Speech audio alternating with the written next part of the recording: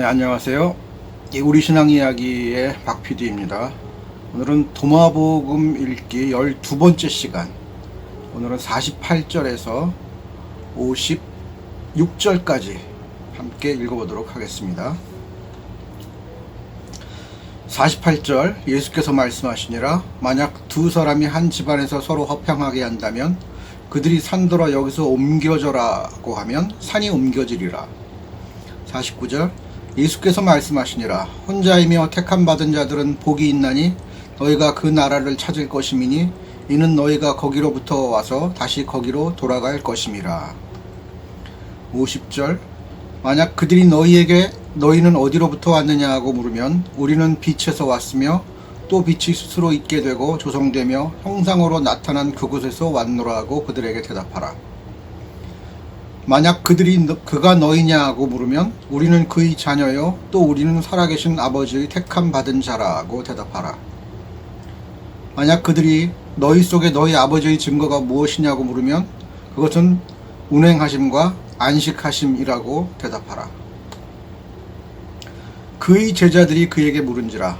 언제 죽은 자들을 위한 휴식이 있게 될 것이며 언제 새 세상이 오게 될 것이니까. 그가 그들에게 대답하시더라. 너희가 고대하고 있는 것은 도래했으나 너희가 그것을 모르느니라. 52절 그의 제자들이 그에게 묻되 24 선지자가 이스라엘에게 말하였고 그들 모두 당신에 대해 이야기하였나이다. 그가 그들에게 대답하시니라. 너희는 너희와 같이 살아있는 자는 경홀히 여기면서 죽은 자에 대해 이야기하도다. 53절 그의 제자들이 그에게 묻더라. 할례는 유익하나이까 그렇지 않나이까. 그가 그들에게 대답하시니라. 만약 그것이 유익하다면 그들의 어미에게서부터 이미 할례되게 그들의 아비가 만들었으리라. 오히려 영혼의 진정한 할례는 모든 점에서 유익하니라. 54절 예수께서 말씀하시니라. 가난한 자들은 복이 있나니 천국이 저희에게 속하였음이라. 55절 예수께서 말씀하시니라. 누구든지 아비와 어미를 미워하지 않고는 나의 제자가 될 수 없고 누구든지 형제와 자매를 미워하지 않고 나처럼 십자가를 지지 않으면 내게 합당치 않으리라. 56절 예수께서 말씀하시니라. 누구든지 세상을 알게 되면 죽음을 깨달은 것이요 누구든지 죽음을 깨달으면 그에게 세상은 합당치 않느니라. 48절의 내용은 사실적인 표현이 아니라 상징적 표현입니다. 말 한마디로 산을 옮긴 경우는 인류 역사상 한 번도 없는 일입니다. 화평케 만드는 일이 그만큼 중요한 일이라는 말입니다. 산상수훈에서는 화평케 하는 자를 하느님의 아들이라 일컬으리라고 말합니다. 실상 예수를 따른다는 사람들은 이 말을 명심해야 합니다. 하지만 오늘날 기독교인들은 남을 차별하고 정죄하여 자신의 우월함을 드러내는 데에만 관심이 있습니다. 그래야만 자신이 천국에 가깝다고 생각하기 때문입니다. 그러나 기존 복음서나 도마복음에서도 계속 주장하는 내용은 화평케 하는 자가 되라고 말하고 있습니다. 49절의 내용은 문구 자체에 모순이 있습니다. 혼자이며 택함 받은 자들이라는 표현은 형용 모순입니다. 혼자라면 단수가 되어야 하는데 복수로 표현하고 있습니다. 그 이유는 말하고자 하는 덕목은 개인적인 반면 지칭하는 대상은 공동체이기 때문입니다. 왕국이라는 말 자체도 개인적인 속성이 아닙니다. 공동체 속에서 구현되는 나라를 가리킵니다. 이해가 어려운 부분은 문장 후반부인데 하늘나라에 와서 하늘나라로 돌아간다는 표현입니다. 이 땅에 천국을 이루고자 하는 사람들은 천국으로부터 왔기 때문에 가능합니다. 그걸 알게 해주신 분이 하늘에 계신 그분이기 때문입니다. 그러나 그 나라는 어디 특별한 곳을 가리키지 않습니다. 바로 우리 삶 속에서 그걸 찾는 사람들만이 이루어가며 발견해낼 수 있기 때문입니다. 50절의 첫 문장은 49절의 내용을 이어가고 있습니다. 천국을 빛이라는 단어로 달리 표현하고 있습니다. 문장 내용 중 형상으로 나타난의 영어 표현은 appeared in their image 입니다. 정확히 말하자면 그들의 생각이 드러난이 옳은 번역입니다. 이미지라는 단어를 창세기에 나오는 하나님의 이미지로 인간을 만들었다는 유명한 표현 때문에 하나님의 형상으로 해석했기에 오류가 생긴 것 같습니다. 이 말을 고쳐서 다시 그 뜻을 알아보면 우리는 빛에서 왔으며 누군가의 간섭 없이 우리 스스로 살아가는 우리 삶 속에서 그 빛과 같은 천국이 우리를 새롭게 태어나게 하고 우리는 그 빛을 향해 살아가고 있다는 말입니다. 그 빛을 향해 살아가고 있다는 말은 바로 그 빛으로 돌아가게 된다는 말이 됩니다. 50절 두 번째 문장은 첫 번째 문장에서 말한 그 빛을 아버지로 치환한 물음입니다.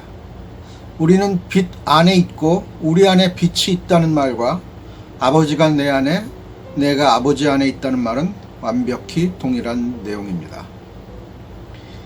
이해가 어려운 말은 운행하심과 안식하심이라는 대답입니다. 영어로는 motion and rest를 말합니다.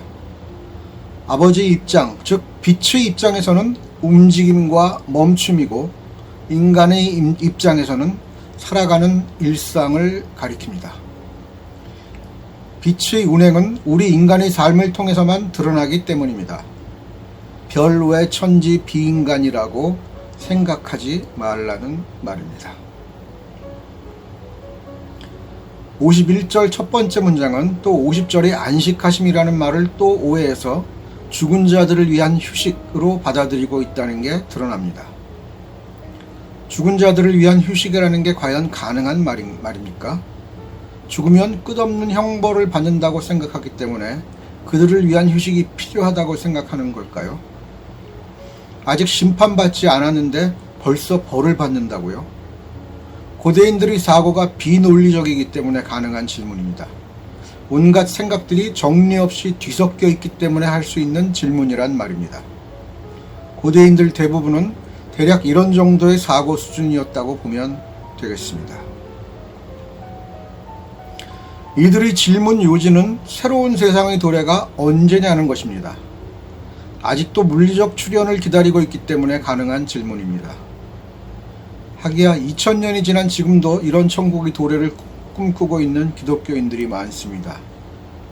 고대인들의 사고 수준에서 별 진전이 없다는 말입니다. 달리 말하자면 미개하다는 말입니다. 미개한 기독교인들이 차고 넘친다는 말입니다. 이에 대한 예수의 답은 이미 왔지만 너희가 그것을 모른다고 합니다. 그런데 아직도 기다린다고들 말합니다. 기독교인들은 교회에서 가르치기를 천국은 이미 와 있으면서 또 올 나라라고 합니다. 반은 맞고 반은 틀렸습니다.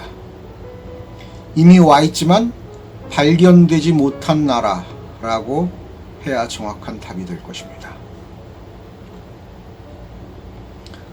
52절은 죽은 선지자들이 모두 예수, 바로 당신의 이야기를 한다고 말합니다. 아마 제자들은 칭찬 들으려고 기대하고 한 말일 것입니다. 그러나 예수는 51절에 이어서 예수는 제자들이 여전히 죽은 자들의 이야기를 하고 있다고 말합니다. 더군다나 살아있는 자는 가볍게 여기면서 말입니다. 죽은 자들에게 아직도 기대고 있다는 말은 제자들이 아직도 관습과 율법에 기대어 한 발자국도 떠나지 못하고 있는 것을 알려주는 말입니다. 예수는 바로 철진한 율법과 관습을 깨라고 말하고 있습니다. 다른 사람이 권위에 기대어 무언가 바라보지 말고 내 눈으로 바라보며 살라는 말입니다. 선지자들은 이미 오래전에 죽은 사람들입니다. 그들보다 더욱 중요한 것은 내 옆에 살아 숨쉬는 이웃들이라고 지적하고 있습니다. 그렇기에 과거에 얽매여 과거의 권위를 빌려 현재의 삶을 얽어매려 하지 말고 현재 충실히 이웃을 돌아보며 살라고 말하는 것입니다. 53절은 제자들이 아직도 율법에 얽매여 율법이 가장 기본인 할례를 두고 이것마저 지키지 말란 말이냐는 일종의 항변을 하고 있습니다.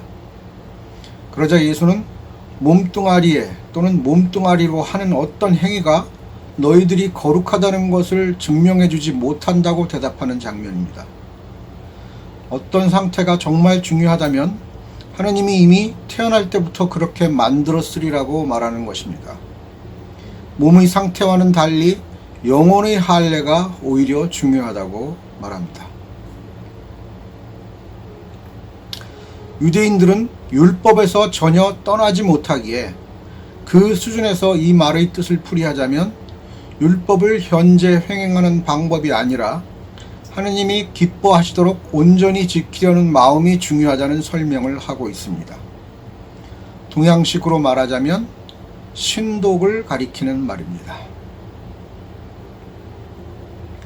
54절은 뜬금없어 보이기는 하지만 예수는 동양인이 아니기에 신독을 말하지는 않고 가난을 말합니다. 이 가난은 주어진 상태를 가리키는 것이 아니라 선택의 결과로서의 가난을 말합니다. 스스로 자신의 삶 속에서 이웃과 나누고 나눌 것이 없으면 마음이라도 나누고 살라고 말하는 것입니다. 그때야 비로소 천국을 살 수 있다고 말하고 있습니다. 오늘날 모든 종교가 이 수준까지는 절대로 말하지 않습니다. 그렇게 했다가는 모두 떠나갈 테니까 말입니다. 그러나 이것을 말하지 않기에 또한 종교는 망해가고 있습니다.